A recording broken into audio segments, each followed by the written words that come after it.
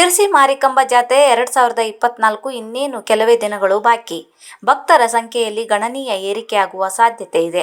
ಹೆಚ್ಚಿನ ಪರೀಕ್ಷೆಗಳು ಜಾತ್ರೆಯ ಮೊದಲೇ ಮುಗಿದು ಹೋಗಿರುತ್ತವೆ. ಈ ವರ್ಷ ಸಾಗರ ಯಲ್ಲಾಪುರ ಜಾತ್ರೆ ಇಲ್ಲ. ಸರ್ಕಾರದ ಶಕ್ತಿ ಯೋಜನೆ ಈ ಎಲ್ಲಾ ಕಾರಣಗಳಿಂದ ಜಾತ್ರಾ ಸಮಯದಲ್ಲಿ ವಾಹನ ದಟ್ಟಣೆ ಹೆಚ್ಚಾಗುವುದರಿಂದ ಸಂಚಾರಕ್ಕೆ ಹಾಗೂ ಪಾರ್ಕಿಂಗ್ ವ್ಯವಸ್ಥೆ ಹೆಚ್ಚಿಗೆ ಮಾಡಬೇಕು. ನಿಗಾಕ್ಕೆ ಹೆಚ್ಚಿನ ಪೊಲೀಸ್ ಸಿಬ್ಬಂದಿ ನಿಯೋಜನೆ ಅವಶ್ಯಕ. ಈ ಸಂದರ್ಭದಲ್ಲಿ ಶಿರಸಿಯ ಸಂಚಾರ ಪೊಲೀಸ್ ನಿಯೋಜನೆ ಅವಶ್ಯಕವಾಗಿದೆ.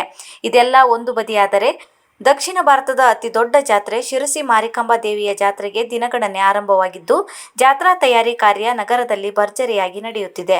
ಶ್ರೀದೇವಿಯ ಜಾತ್ರಾ ಗದ್ದುಗೆ ಇರುವ ಸ್ಥಳವಾದ ಬಿಡ್ಕಿಬೈಲ್ನಲ್ಲಿ ಚಪ್ಪರ ಕಟ್ಟುವ ಕಾರ್ಯ ಭರದಿಂದ ನಡೆಸಲಾಗುತ್ತಿದೆ. ಪ್ರತಿ ಜಾತ್ರಾ ಸಮಯದಲ್ಲಿ ಬಿಡ್ಕಿಬೈಲ್ನಲ್ಲಿರುವ ಅಂಗಡಿಗಳನ್ನು ಸ್ಥಳಾಂತರಿಸುವ ಕಾರ್ಯ ನಡೆಯುತ್ತದೆ. ಅದರಂತೆ ಈ ವರ್ಷವೂ ಸಹ ಬಹುತೇಕ ಅಂಗಡಿಗಳನ್ನು ಸ್ಥಳಾಂತರಗೊಳಿಸಲಾಗಿದೆ. ಕಳೆದ ಬಾರಿ ಗಾಳಿ ಮಳೆಗೆ ಜಾತ್ರಾ ಚಪ್ಪರಕ್ಕೆ ಹಾನಿಯಾಗಿತ್ತು. ಕಾರಣ ಈ ವರ್ಷ ಚಪ್ಪರ ನಿರ್ಮಾಣ ಕಾರ್ಯದಲ್ಲಿ ಕೊಂಚ ಬದಲಾವಣೆ ಮಾಡಲಾಗಿದೆ. ಎಲ್ಲಾ ವರ್ಷಕ್ಕಿಂತ ಈ ವರ್ಷದ ಜಾತ್ರೆಗೆ ಹೆಚ್ಚು ಭಕ್ತಾದಿಗಳು ಆಗಮಿಸುವ ನಿರೀಕ್ಷೆ ಇದೆ. ಭಕ್ತಾದಿಗಳಿಗೆ ತೊಂದರೆಯಾಗದಂತೆ ನಗರಸಭೆ ಹಾಗೂ ದೇವಸ್ಥಾನದ ಆಡಳಿತ ಮಂಡಳಿ ವ್ಯವಸ್ಥೆಗಳನ್ನು ಅಚ್ಚುಕಟ್ಟಾಗಿ ಮಾಡುತ್ತಿದೆ. ಕುಡಿಯುವ ನೀರು, ಶೌಚಾಲಯ ಸೇರಿ ಹಲವು ವ್ಯವಸ್ಥೆಗಳ ಬಗ್ಗೆ ಈಗಾಗಲೇ ರೂಪುರೇಷೆ ನಿರ್ಮಿಸಲಾಗಿದೆ.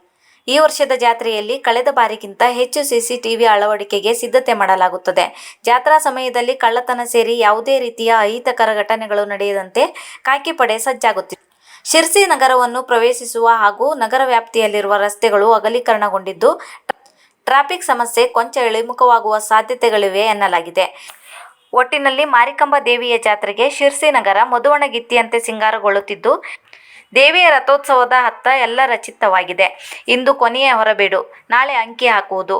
ದೇವಸ್ಥಾನದಲ್ಲಿ ಜಾತ್ರೆಯ ಮೊದಲು ದೇವಿ ದರ್ಶನವನ್ನು ಇಂದೇ ಪಡೆಯಬಹುದು.